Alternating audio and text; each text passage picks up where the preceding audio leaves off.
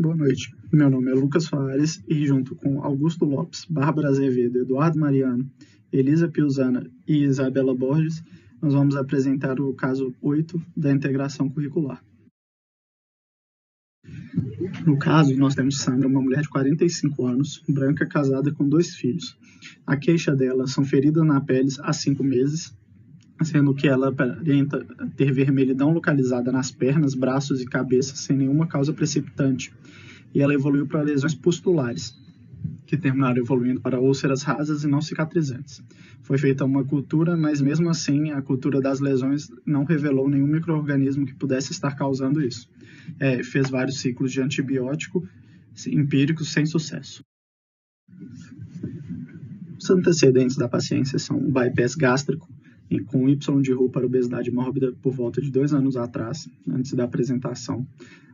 Ela teve uma complicação causada por uma anemia ferropriva pós-operatória grave, que ela melhorou utilizando uma suplementação de ferro. A revisão dos sistemas foi negativa para febre, calafrios, perda de peso, dor abdominal, diarreia, artralgias ou edema articular.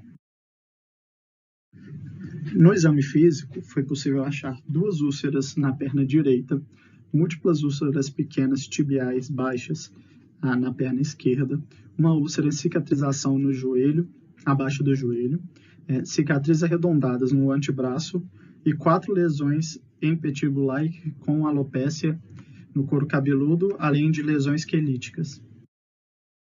No nosso raciocínio clínico, nós vemos uma síndrome ulcerativa crônica, com uma topografia mostrando uma derme mais epiderme, e pensamos em algumas etiologias, como uma doença autoimune ou uma vasculite, uma carência nutricional, considerando o Y de Roux, uma farmacodermia, uma síndrome paraneoplásica, leishmaniose tegumentar americana, tínia ou impetigo bolhoso.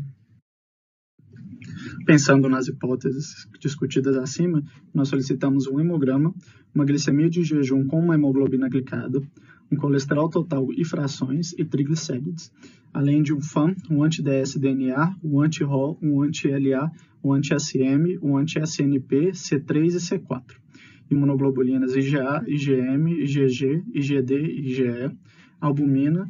A gente solicitou também cálcio, fósforo, magnésio e zinco, vitamina B12 e homocisteína, vitamina D, um exame serológico para leishmaniose, IgG e IgM, um PCR e um VHS. Nos resultados dos exames, nós podemos ver que o hemograma estava normal, o perfil metabólico também estava dentro dos limites, o FAM, o anti-dsDNA, o anti-ROL, o anti-LA, o anti-SM, o anti-RNP e níveis de complemento C3 e C4 estavam dentro dos valores de referência. As imunoglobulinas A, D, G e M eram normais, mas a IgE estava levemente elevada. O nível de albumina, do cálcio, do fósforo, do magnésio estavam todo dentro dos limites normais. Apenas o zinco que estava no limite inferior do normal, com 71 microgramas, considerando o valor de referência dele menor como 70.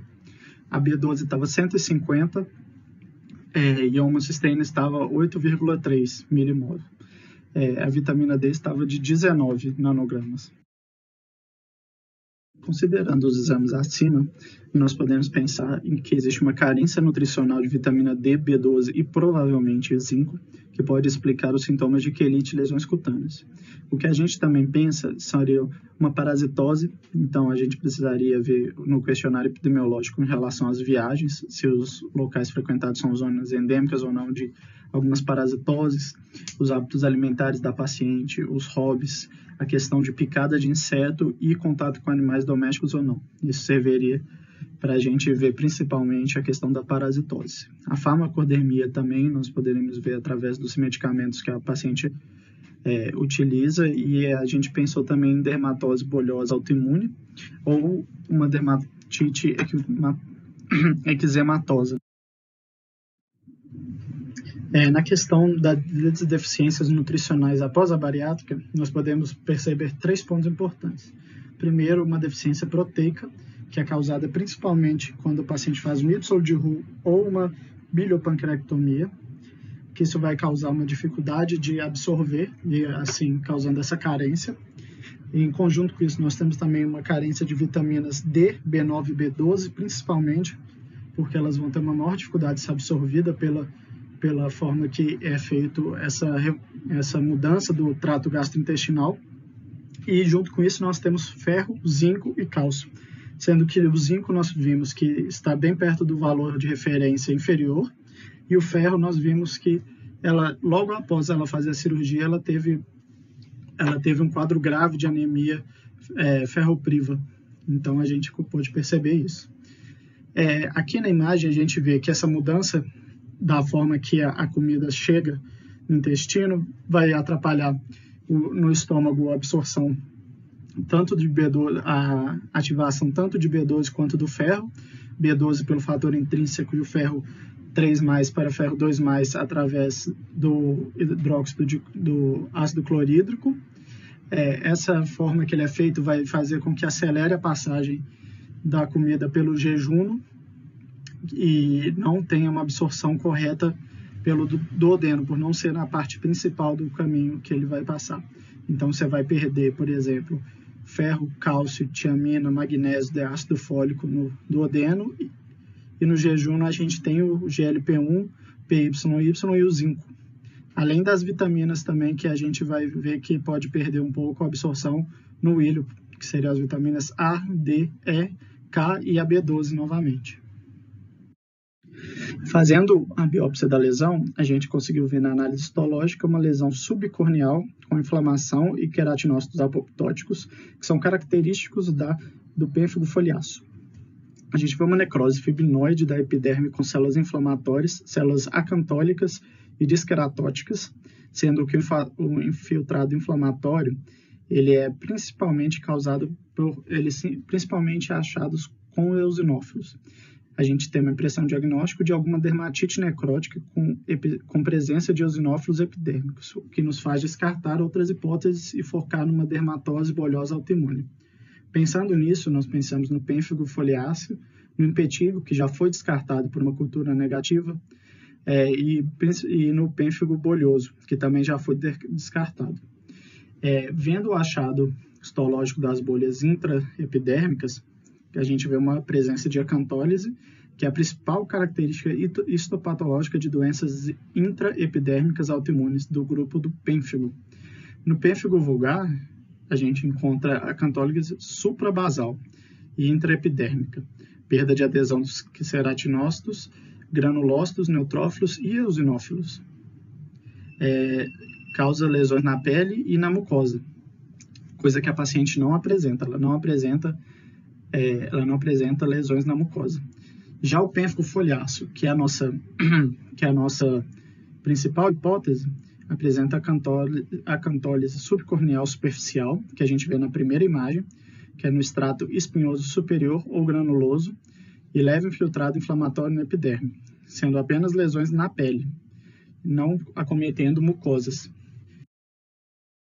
O pênfigo foliáceo é uma doença bolhosa autoimune em que existe a formação de erosões cutâneas nas divisões da epiderme superficial. A gente vê na histologia dela uma acantólise subcorneal superficial, sendo que a lesão mais importante que a gente vê, primária, é justamente uma bolha. Ela é uma bolha flácida que tende a se romper e quando ela rompe, ela costuma deixar uma superfície ulcerada. A gente vê também lesões eritematosas dispersas, bem demarcadas e com crosta, o que já nos faz pensar um pouco menos, por exemplo, num tumor ou alguma coisa do gênero. A gente vê que ela pode apresentar principalmente em face, couro cabeludo e tronco superior, sendo que a questão do pênfigo foliáceo não acomete as mucosas, diferente do pênfigo vulgar, que pode acometer as mucosas. E a questão do pênfigo foliáceo, que a gente tem que ficar muito atento a que ela pode evoluir para uma forma generalizada, que seria muito mais grave do que a forma atual, e seria muito pior para o paciente.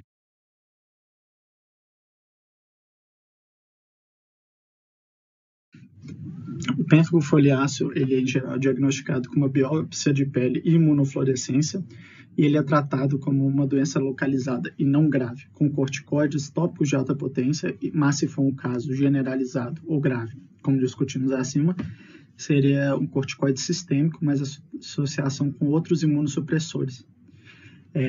Mas a gente vê que, devido às características clínicas, geralmente são muito heterogêneas, não é possível fazer um diagnóstico exato de dermatose bolhosa somente a partir dos achados clínicos.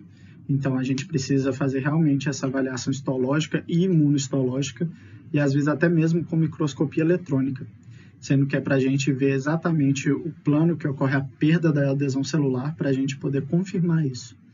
O diagnóstico do pênfigo, ele é por uma biópsia de lesão e da pele adjacente, para ver que não é para a pele não afetada pelo IgG contra a superfície celular de queratinócitos.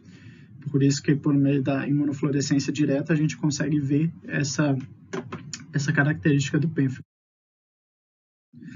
Já na conduta, a gente vê uma reposição de B12, sendo que os assintomáticos, como a paciente, deveriam ter uma dose de 1.000 microgramas de vitamina B12 intramuscular uma vez por semana, até ser corrigida, que em geral dura de 6 a 8 semanas.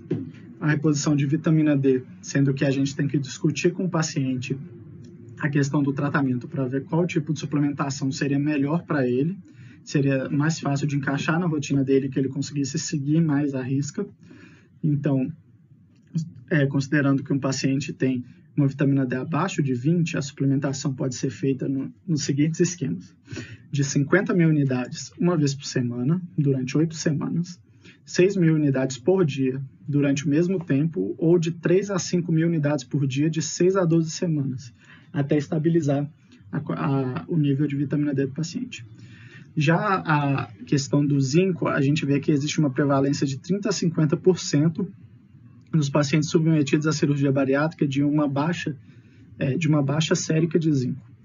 Mas, contudo, as manifestações clínicas da deficiência de zinco não são comuns no pós-cirúrgico. A gente consegue atingir algum nível adequado com uma alimentação rica em zinco. Então, a reposição de zinco ela só deve ser feita em casos muito graves, já sintomáticos, e que a gente vê que realmente só a alimentação não consegue complementar. Na conduta, nós podemos perceber que também a gente precisa utilizar uma dose de ataque de 1 a 1,5 mg por quilo por dia em dose única de prednisona, sendo que a dose de ataque tem que ser no café da manhã até o desaparecimento do quadro erosivo bolhoso, que ocorre mais ou menos a 30 a 40 dias na maior parte das vezes. E depois a gente tem que ver a redução progressiva da prednisona de 10 mg em 10 dias, até que a gente consiga manter a dose mínima sem aparecer nenhuma lesão. E aí a gente vai manter uma dose de manutenção apenas, que dura em volta de 10 a 20 mg ao dia. A retirada do corticosteroide, ela só vai acontecer quando o doente se mantém pelo menos de 1 a 3 anos livre dos sintomas. Então, a gente sempre tem que pensar nessa questão de utilizar o mínimo possível do corticóide para o paciente pelo menor tempo possível, mas, ao mesmo tempo, a gente tem que tomar cuidado para não fazer uma retirada precoce e fazer com que o paciente venha apresentar de novo, ou às vezes até uma forma pior do pênfigo. A questão da internação está sempre indicada, né, exceto se o paciente estiver numa fase de lesões secas, também conhecido como frustra, ou ele já estiver em remissão. Como é o caso do nosso paciente, a gente já pode acompanhá-la ambulatorialmente, não necessitando de internação. Já nos outros tratamentos sem ser da prednisona, a gente vai usar um tratamento local, que ele é feito com banho de permanganato de potássio, numa diluição de 1 para 30 mil, isso para as feridas exudativas. À medida que as lesões vão se tornando menos úmidas, vai usando então algum creme de corticosteroide associado a antibiótico. Quando chega na fase seca, já se usa só a pomada de corticosteroide. É extremamente importante evitar qualquer complicação secundária que pode ser responsável por uma evolução negativa do quadro clínico. Então, por isso que a gente utiliza um antibiótico antes, por causa da questão de que se essas feridas que vão estar ainda úmidas, elas vão estar propensas a ter uma chance de infecção maior, infeccionarem, a gente vê que vai ter um quadro muito pior. Então, a gente tem que prevenir de qualquer forma que aconteça alguma evolução negativa, né, dessas feridas. E a antibiótico terapia ela é instituída justamente para isso, para impedir a ocorrência de uma infecção secundária. Essas são nossas referências. Muito obrigado.